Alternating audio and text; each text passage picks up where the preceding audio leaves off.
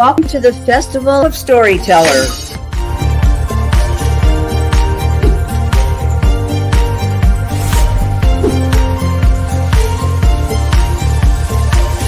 I thank everybody that's involved with this process because we know writers need readers and writers need publishers.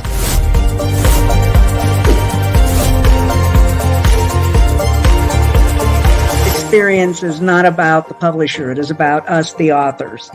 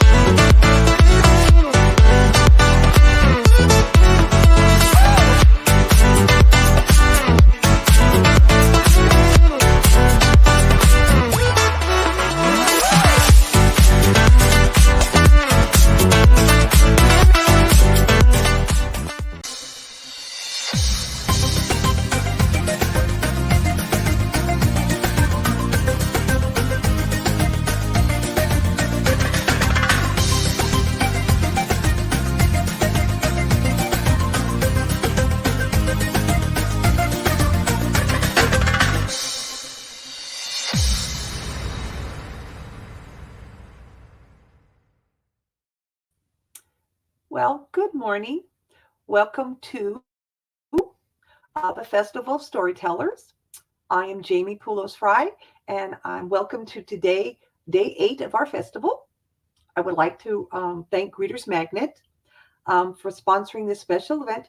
You can follow me at Jamie's Bookshelf, and you as well as follow me on my website, which is www.two4avalon.com.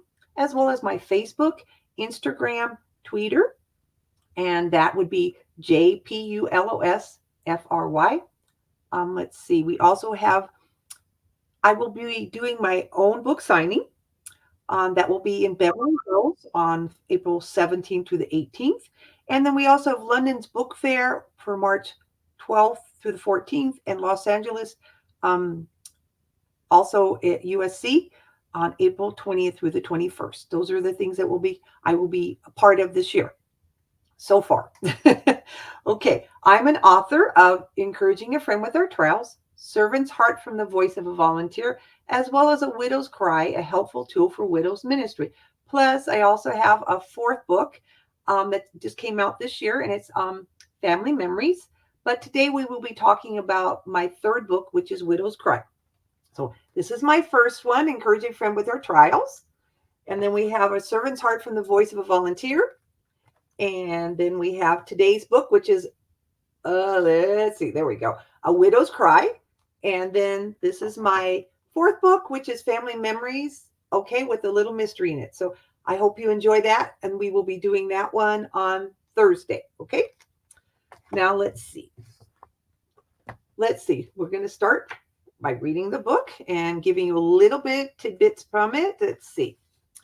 This book came to be because my mother of 80 years said, "Did you ever think that you would be a writer?" And of course I answered, no. I had a hard time with English growing up and had to work extra hard to get my writing up to par. Then I prayed to God what he would have me do to write. What would he like me to write this time? The small little voice from God said that it was to be something that I am or that I do. Well, I'm a widow, and widows always need guidance. So I started doing some research, and this book is the result of that research from a faithful widow. Okay. Now let's see.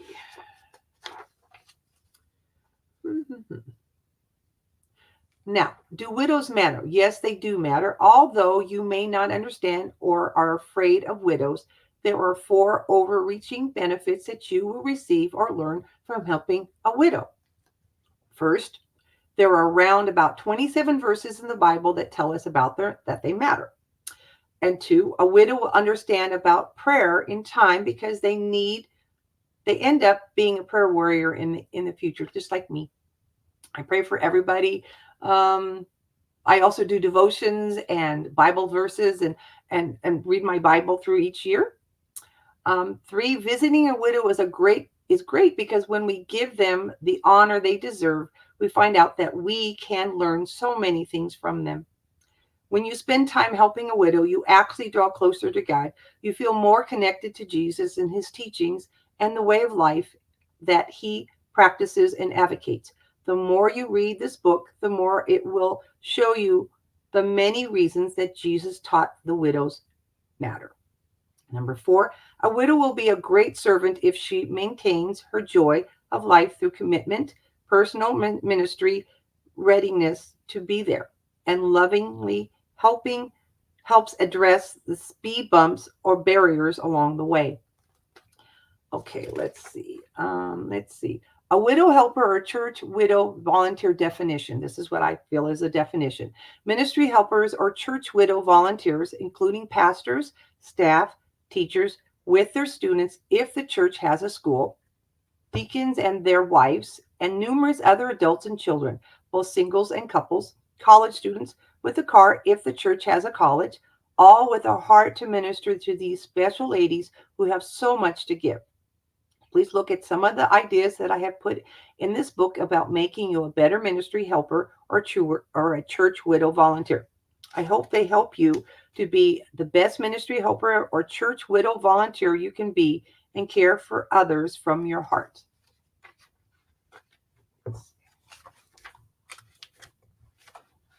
We're going to go to chapter 5 here.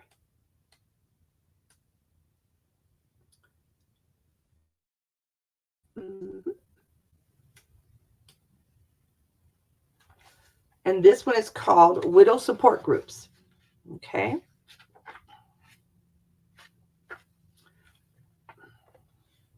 Here is a growing widow support group I located in the internet. It's support groups for widows, heartaching to healing. Okay, so it has that in here.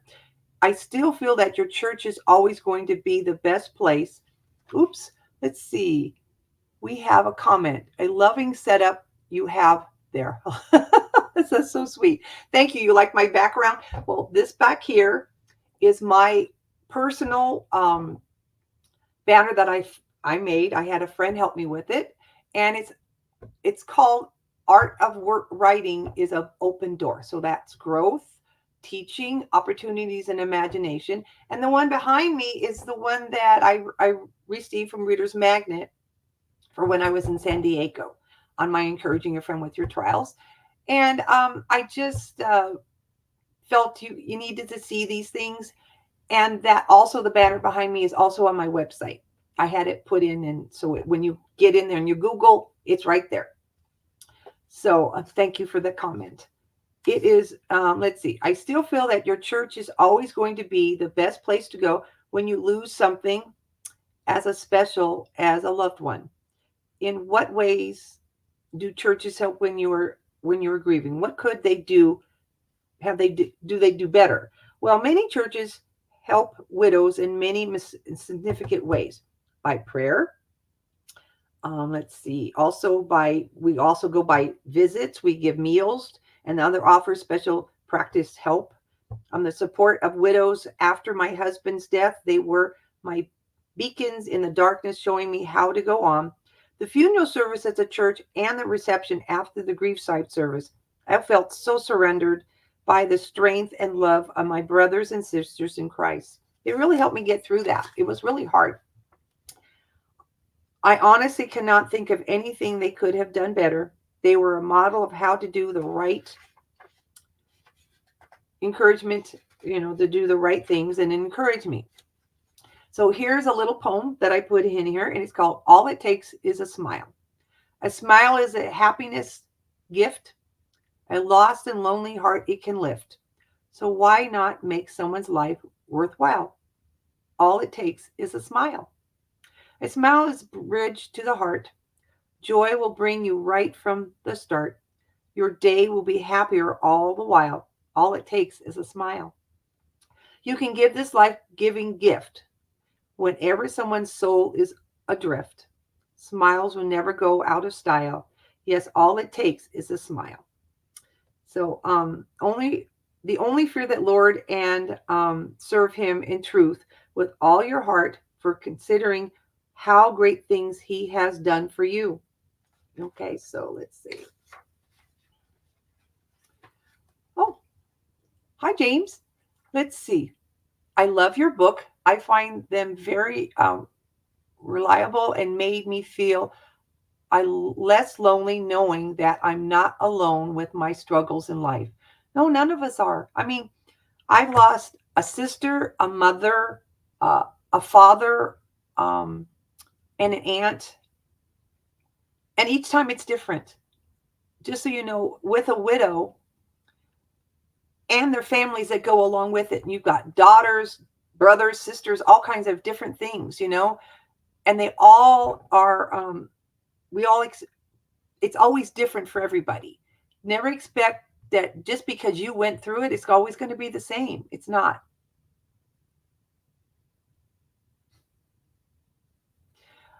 Well, that's what God put me here for. James put on here with everything that you've been through. It's inspiring to see you thrive and helping others. Well, that's why I'm here. I've learned that a while back that I was put on this earth to help people. And one of them is my sister. She's got her own health issues and stuff that I go through. But in the process of all that, I've learned that I'm also here for people at church and anybody. I experienced something just recently where there was a man who got lost and couldn't find his car. And he's running around with his clicker and everything, and he couldn't find it. I could have left. I could have walked away. And even though he was so annoyed and all, some of the suggestions and things I said, because he was, of course, frustrated because he couldn't find his car. But he found his car before I left, and that was one thing that was really nice, to be able to help somebody just because you're there to help. James also made a comment here. I want to know what's your message to those who are going through hard times, especially without the support of a loving family. Well, that's hard to know, but I will tell you this time. Um, I figure the best place for you to go is to your church. We have support groups here that I have put out here for social gathering ideas for events.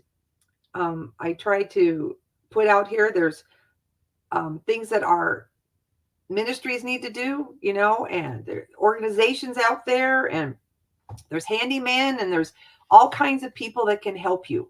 Um, I have these support groups here.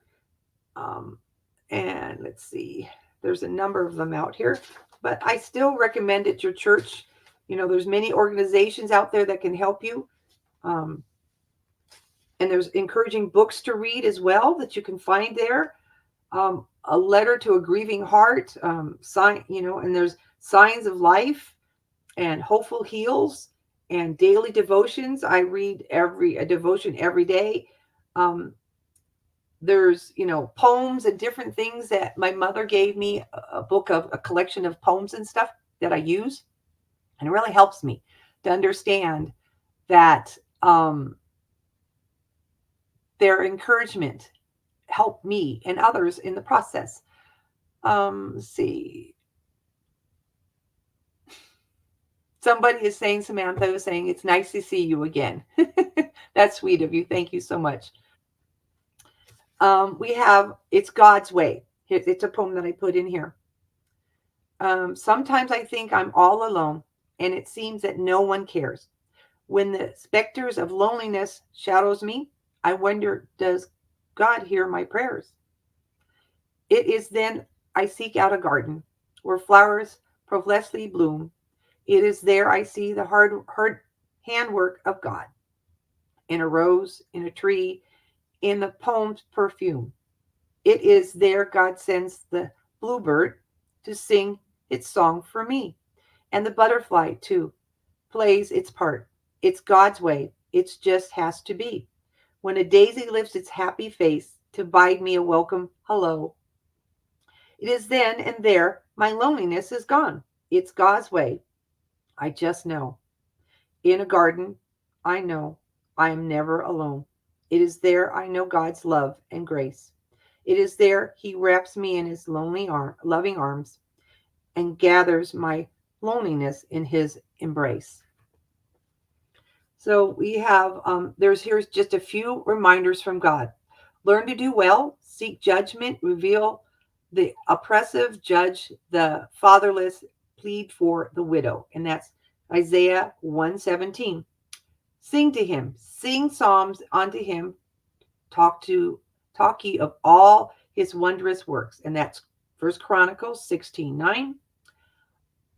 Unto thee, O my strength, will I sing, for God is my defense and the God of my mercy.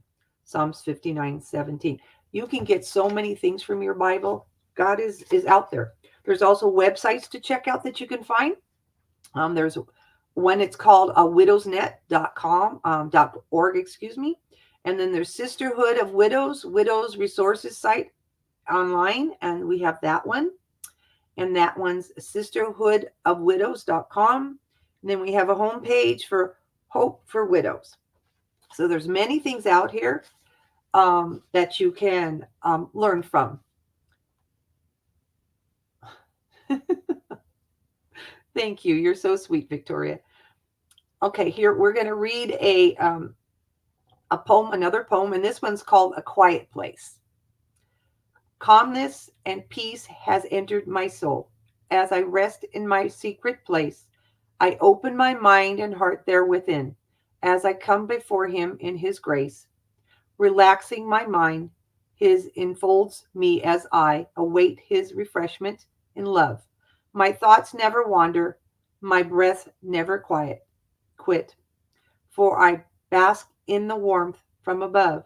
And so, as I daily retreat to this space, which at once I find calmness and peace, all troubles or worries, all drift and concerns, I lay them at my master's feet. He gathers them all and tucks them away, no longer they're mine, but now his. I leave my calm place and go back to the world, knowing all sins he forgives.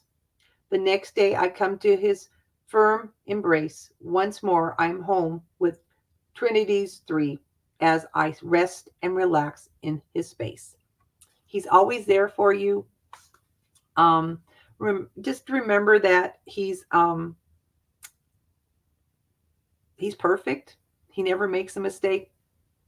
And you ever need something, he's there for you. And then there's also financial help in here as well, and let's see, church help and all the different things they do there. Let's see. It's very rare to stumble upon a talk about widows. Thank you for engaging with the topic. Well, like I said at the beginning of this, it's me. I'm a widow. I have been 30 years going on 31. Experienced a lot of things and heard a lot of things and realized there's things that we should say and shouldn't say about a widow. So it's very helpful for people. And let's see.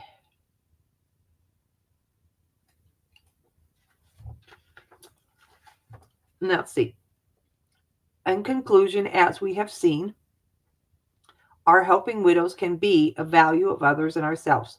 With that in mind, let's take a look at a few ways that an understanding of God's reasons for helping widows might lead us to the right response. First, in chapter 1, we need to be praying to them. We've learned how to grieve healthy by using John 11:32 through 37. That when we pray for others, we are helping them gain strength to get through the day. Let's see. Second, in chapter 2, visits. Some of us like to visit. Some of us like to make phone calls. Some of us, there's grieving classes. There's widow support groups. There's many things. Okay. So as visits, expect to be there a while, around an hour. They are lonely and need others to fellowship with. They may show you things they have made or gotten that are interesting to them. Listen, enjoy the time. Third, in chapter 3, phone calls. That there are 10 things that you should not say to widows. Grief does demand. Sometimes we need to be sensitive, and ask if they're ready for visitors. Let's see. Hi.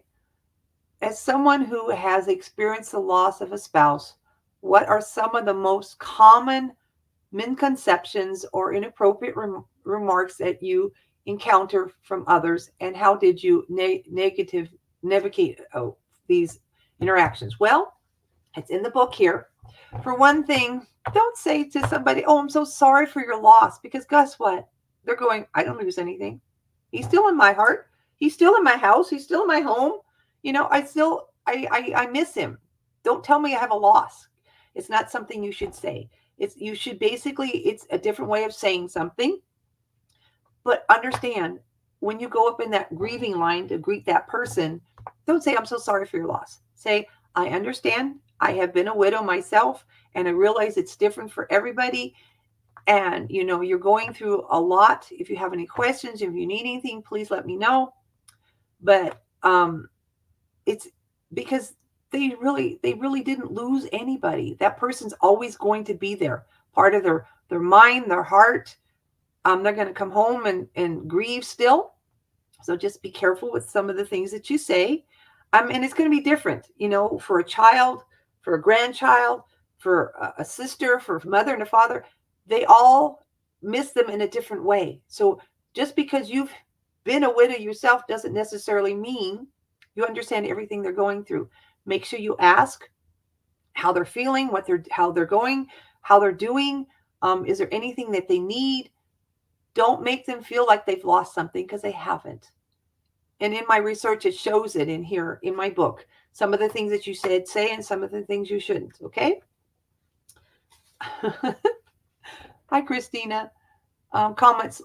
Loss is a very phenomenon. We can't really prepare for any of it. No, you really can't.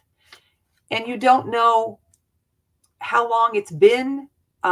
That person's been missing, what the ordeal they went through, what they saw, anything. You have no idea what this person went through and how long they've had that person in their life. Some of us, it's really easy to get through, but I even remember talking to somebody. It was a gentleman. His wife had been 15 years. Okay. It's been 15 and he's still grieving her. Some people hold on to it for a very long, long time. And so you can't just, say, "I'm sorry," because you have to understand that they are going through something, a big ordeal, something that is their loved one. And even me, I lose a dog. I've lost a dog, and that was in May, and I'm still grieving, and I'm still trying to figure out, okay, I've got all these things I'm doing, all these events I'm doing for church and for others, and I need to go find another dog. I haven't made time to go somewhere to the pound or whatever and go find another dog, because I know if I'm going to go, I'm probably going to start crying. Okay. So, but I need to go. And the last time I went to go find a dog, I had a friend go with me. Mac Miller comments, "A smile can be a very powerful way of lifting someone's spirits up." Yeah, it is. It's kind of funny. Here I am. I'm in choir. I'm singing. I'm doing, things, and we have a college there. Here I'm sitting to wait for the service to, come on, and it's a Wednesday night, so we don't sing on a Wednesday night. We have ensembles or a small group up there singing for us instead of the whole choir. And so I had some college students come up to me, and they sit there and they go, "Wow, you're always smiling." And you know what I taught them? When we have to focus on where we are. So if I come to church or wherever I am, whatever event I'm in, I leave all those bad experiences, all those things I'm going through at the door. I leave it at home, or I leave it wherever that event is, and I deal with it later.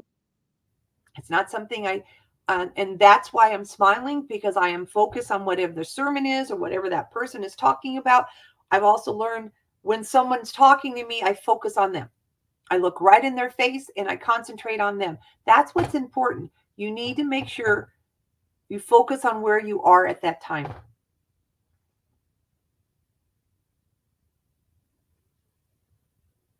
I'm glad. I hope I helped in a way. It's just how I keep, that's how I keep smiling. Otherwise, I will keep focusing on the past, and we're not supposed to. We're supposed to be giving that to God, and we're supposed to be um, working with God and helping and giving Him all our bad experiences and let Him work them out, because we can't do them by ourselves. Okay, so that's why I'm always accused of smiling a lot. Okay, it's just me. Okay, so we also have we have a grieving class. In grieving classes, there are counselors there that counsel the hard times, and there is help as you learn how to respond to trouble and grief. Okay, so we've got that, and we have widow support groups, and we have encouraging books to read, and we also have chapter 7 websites to check out, and we also have a chapter 8 financial help, and chapter 9 we have church help. And then let's see, and just a last devotion for God and Sarah Young. Lou, I have time. Let's see. Let my unfailing love be your comfort. Comfort eases grief and trouble. It always gives strength and hope. The best source of this blessing is my constant love that will never, ever fail you. No matter what is happening in your life, this love can console you and cheer you up. However, you must make the effort to turn to me for help. I'm always accessible to you, and I delight in giving you everything you need. Okay? Now, this is one that I wrote. It's called A Widow's Tears. Oh, actually, I didn't write it. My friend did, Nancy Lusk. We are special in the eyes of God, held by his almighty hand, crying in secret, sorrowful hearts, trying our best to stand. No one to talk with to share our day. Quiet silence along the way. We want to live by faith, not by sight. Loneliness fills our night.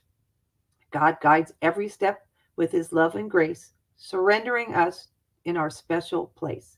We are widows by name and in our heart, trusting in God and singing, How Great Thou Art.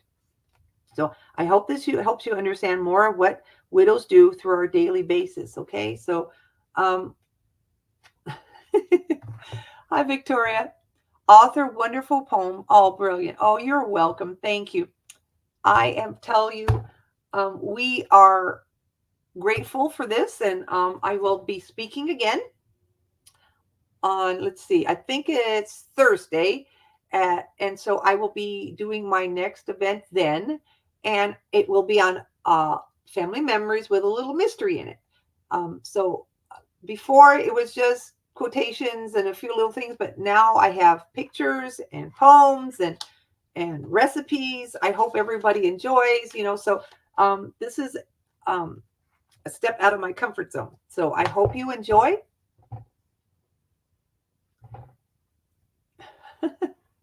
Okay, so here's this one. That one I will be speaking on tomorrow. This is the one I just talked to today. This was my servant's heart from the, if I can get it on here right, from the Voice of a Volunteer. And then this one is encouraging our friends with our trials. And let's put it over here. There we go. And then my family memories with a little mystery in it. Look what I did. I made a big one, you guys. This is for people because it has recipes in it. So I have a 5x8 and an 8x10, as well as a hardback also for the smaller 5x8. So if this one, it's easier for you to read the poems as well as the recipes, it's bigger and stuff. So I did it that way for everybody. I hope Thursday I will be speaking at the same time for my family memories. And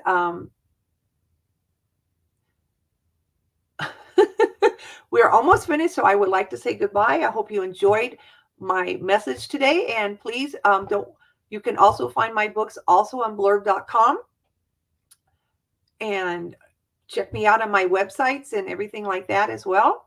And I hope you guys have a wonderful day, and thank you so much for having me today, and enjoy the rest of your day, and God bless, and we'll talk to you on Thursday. Thank you. God bless. Goodbye.